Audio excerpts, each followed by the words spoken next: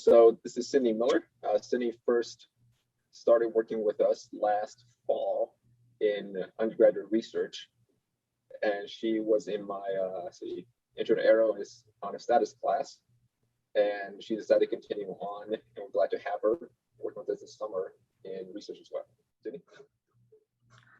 Okay, so this summer I was working, my project was miniature hall thruster using ceramic and iron impregnated 3D filaments for fast design and test. So the goals, the first goal was to 3D print the components of a miniature hall thruster using the iron and ceramic filaments, and then to model the magnetic field using both the FIM and magnet softwares for a 2D model and a 3D model of the magnetic field. And then measure the magnetic fields of both the original thruster and the printed thruster. So using a Gauss probe to measure magnetic fields to compare to the model. Next was to use the kiln to try to get 100% iron and ceramic parts, and then to test both of the thrusters to evaluate the performance and the longevity to compare the printed thruster to the original thruster. The purpose of this was to make new designs and be able to easily print, kiln, and test them. So that would allow for a lot more flexibility of design rather than the alternative method of making the original thruster, which was having to cut iron parts and use the available size glass tubes. Being able to 3D print them would give a lot more flexibility with what you could do and how you could design them. So the first thing I did was make the CAD models of the designs. So this part, this one, and this one are part of the magnetic flux guide, and they were printed with iron filament. So this is the part that guides the magnetic field to make the thruster work. And this part is the discharge channel that was printed using ceramic filament. And all of the blocks going around, there's 8 magnets around here, and then 8 sets of 3 magnets going around the discharge channel. This is the FIM model I made. So this is a 2D magnetic field model of a cross section of the thruster. So this is a cross section that involves magnets on the plane. So this block, and then these 2 blocks are both of the magnets. And then the piece on the far left and then around the magnets here and here are part of the magnetic flux guide. The ceramic discharge channel was left out of the model because it doesn't affect the magnetic field. And then the anode for the thruster would go right here. So this model allows us to see the field lines and what the magnetic field is doing for the thruster. This is the 3D model using the SimCenter magnet software. So the magnet software did not have the exact type of magnet that I was using, so the values are slightly off in terms of the magnitude of the magnetic field. However, when the magnet type is changed to a magnet that both the FIM and magnet software have, the values are the same. So it's still accurate, except for this type of magnet, just not for the type that we have. And it still provides a view of the 3D magnetic field. So next, this graph has data that was exported from the FIM model using a Lua script. So this far on the right is the exterior of the thruster, where at the exit of the discharge channel. And then going towards the left goes inside the channel so this is the exterior, and this is 1/4 of an inch inside the channel, 1/2 an inch inside the channel, and 3/4 of an inch inside the channel. So these are this is a vector plot using the normal and radial magnetic field data from the FIM model. And after this, I took measurements with the Gauss probe along a vertical plane for both thrusters. And for those measurements, I chose a plane that goes through a pair of magnets like on the FIM model. So these graphs are the result of the Gauss probe measurements. And on the left is the original Hall thruster magnetic field measurements. So again, the far right is the exterior and then going inside the channel, with 0 being the center of the thruster. So for the original Hall thruster, it follows the same general pattern as the modeled field. However, the magnitude of the magnetic field is overall lower from the model. One reason for this is that the magnets are old, so they've lost some of their magnetism and results in a lower magnetic field. On the right is the 3D printed Hall thruster magnetic field measurements. And so the pattern on this one is different, but this is due to the magnets being oriented opposite each other in that plane. So the top magnet was oriented with the north facing the exit and the south facing the exit. So with those switched, it leads to a different field. So that from that, we can learn that when firing the thruster, you need to make sure that all of them are facing the same way. Also, the 3D printed Hall thruster overall had a lower magnitude of the magnetic field compared to the original Hall thruster. And this, one reason of that is because the magnetic flux guide is not 100% iron. It's using the iron filament, so it also has a mix of PLA in that, so it doesn't produce as strong of a magnetic field. The next step was to 3D print all of the parts that I had made the CAD designs and model the magnetic field for. So I first started 3D printing with the iron filament. And some of the key printing settings for iron are listed here. And the fill density is important. Since it's only iron powder in the filament, we put the fill density on 100% so that it's a solid part to get as much of the iron powder in that part as possible, as opposed to having some sort of infill where there's gaps inside of the part. We made a solid part. And then the next key setting would be the cooling fan. So when making a part with 100% infill, there's a lot more internal forces put on the part, a lot more stress on it, because when it's filling all of the layers completely solid, it has to spend more time on each layer, which means that it has more time to cool in between each layer. And when that happens, when the cooling happens, it shrinks. So what we do, or the solution I came up with, is waiting to turn on the cooling fan until after it's laid down about 5 or 6 layers, so that those layers don't cool as much, because when they cool too quickly with the cooling fan on, they start to shrink, which causes it to pull away from the print bed, and it causes a lot of warping. So there's a lot of problem with warping with the iron printing, but waiting to turn the cooling fan on can reduce those internal stresses by reducing the shrinking of the parts. The print speed is also important because you don't want to print too slow because of the extra time that it already has to spend on each layer. But with the iron filament, it is harder to extrude PLA with iron powder in it than it is to extrude just PLA. So you have to find about a happy medium in between those and print, which I found to be about 45 millimeters per second. And then the nozzle temp is also important because you have to lower the nozzle temp from standard PLA, because with this, what I got on a lot of the parts was little bulges on the side of the part, which was from the nozzle being too hot and it extruding extra filament and just pushing it over to the corners. So from that, I had to lower the nozzle temperature. Also important is the air gap distance, because the parts are printed on a raft base. So it prints a flat piece under the part so that you can remove it from the bed easier, and it reduces the risk of damaging your part when taking it off the bed. However, for the iron parts, the problem was that the part would come off of the raft base.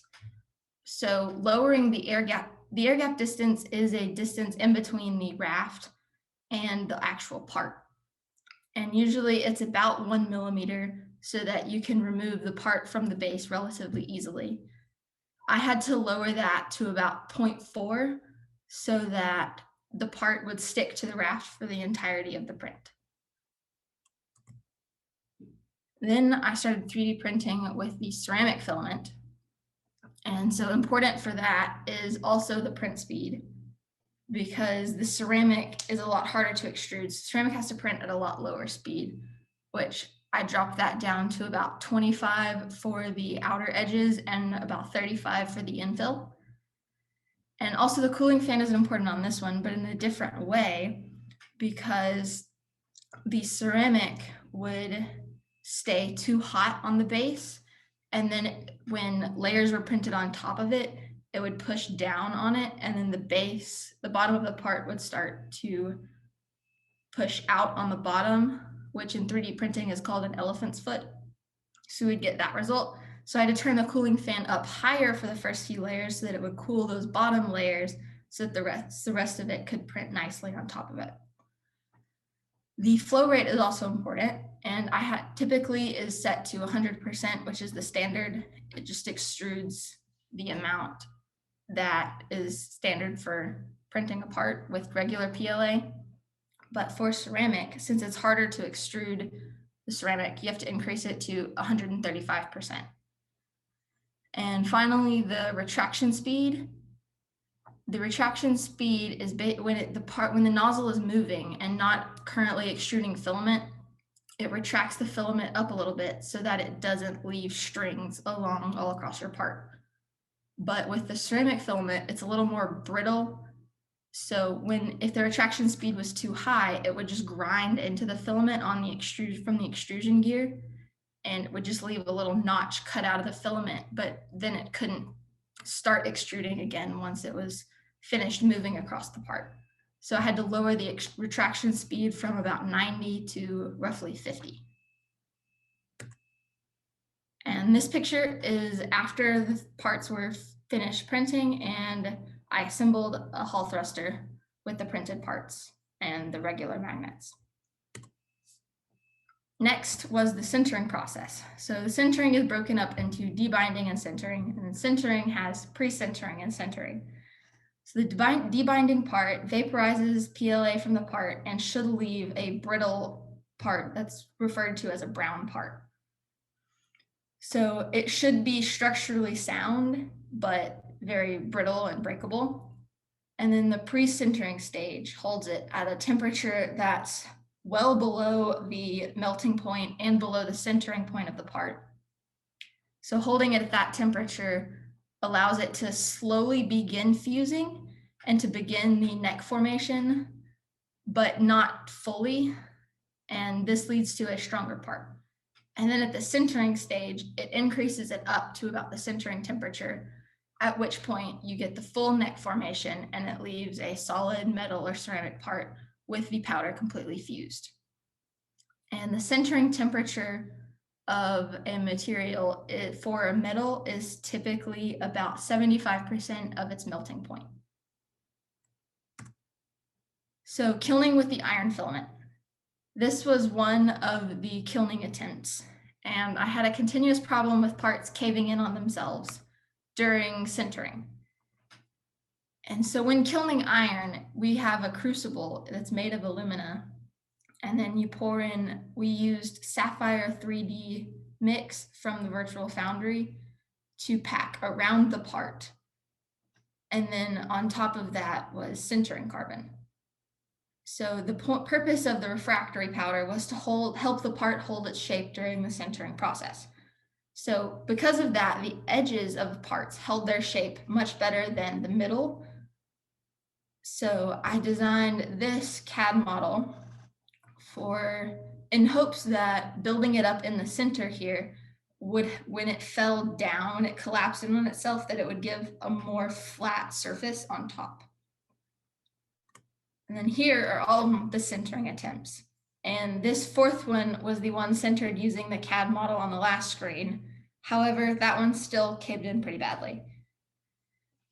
So after a lot of attempts, and I tried varying the sintering temperature slightly And a suggestion I got was varying the debinding, like the rate of increase of the debinding process, as that can affect the structural integrity of the part. However, that did not improve the results either. So the filament that we used here was only 30% iron by weight. So the solution we're going to try next is to get an 80% iron filament and see if that will hold its shape better. This is the sintering program that was the most successful out of all of the ones that I tried. So for iron, I split the debinding and sintering processes into 2 different firings. So you could do it on 2 days. And so these are all of the segments of both processes. And for the kiln, we're using the 9999 as a ramp rate, just means the increasing as fast as it can. So the debinding temperature, or the debinding process, holds it first at 400 degrees for an hour, and then it increases slowly up to 800 degrees, at which point all of the PLA should vaporize off of the part and leave that brown part that with no PLA in it anymore, and is just the iron powder. And then on the next day, you can do the sintering process, which for iron, the sintering temperature took it up to about 2012 degrees Fahrenheit. And then it has to, another important part of the sintering process is the cooling.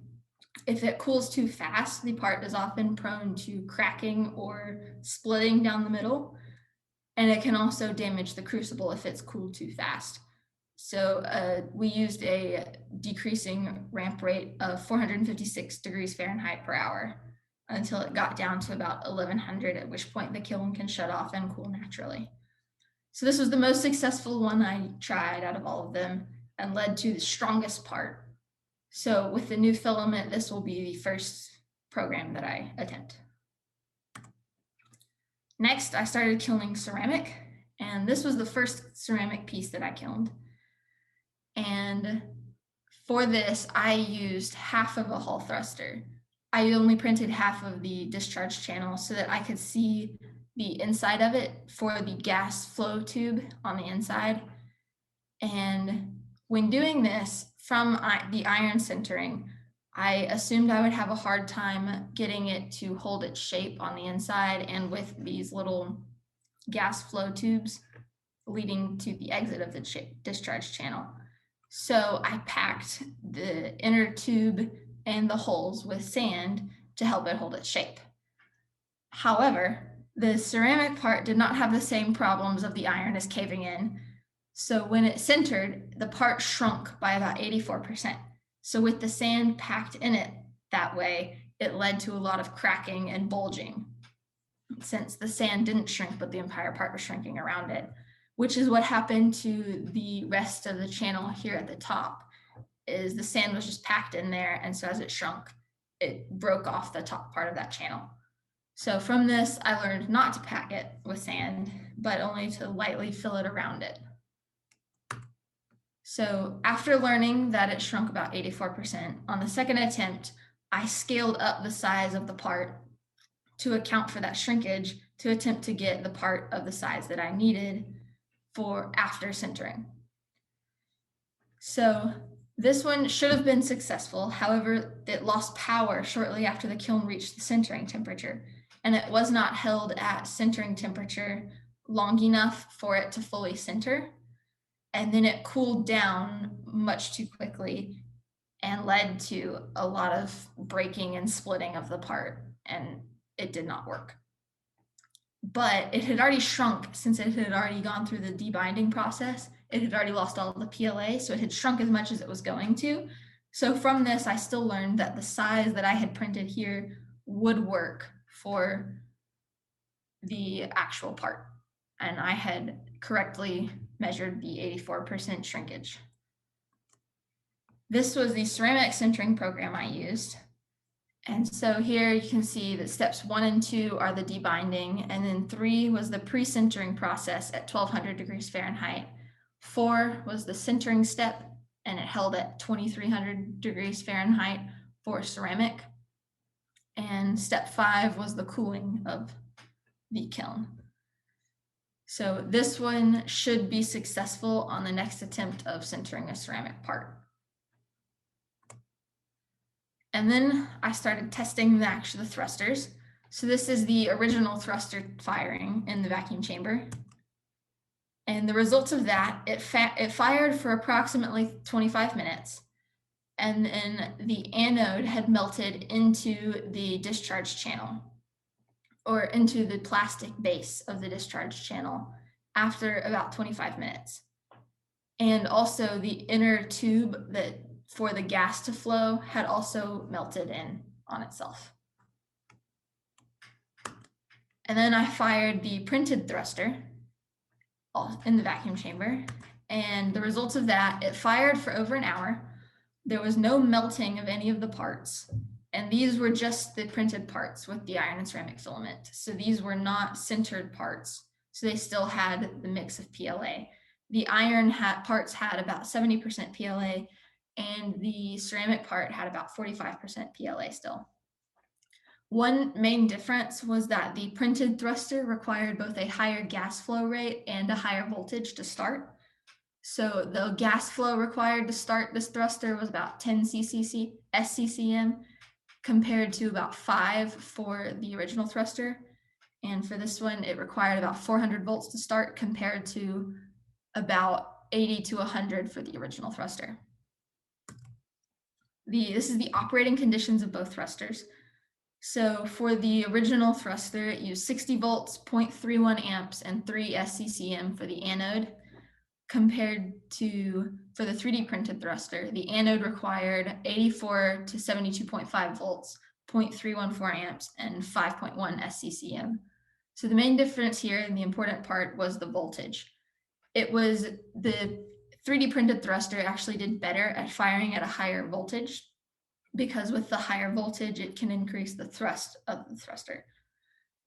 However, the voltage did decrease over time of the printed thruster from about 84 to about 72.5. And one possible explanation for this is that as the part heats, the magnets lose some of their magnetism, which then decreases the efficiency of the thruster. The cathode for both the original and the 3D printed thruster fired at roughly the same conditions, slight differences on the voltage and the gas flow rate, but not large differences. And these are references for this presentation. Hi, my name is Flasny, and thank you for watching this video. Make sure to follow us on our social media at CPHUL on Facebook, LinkedIn, and Instagram. Bye!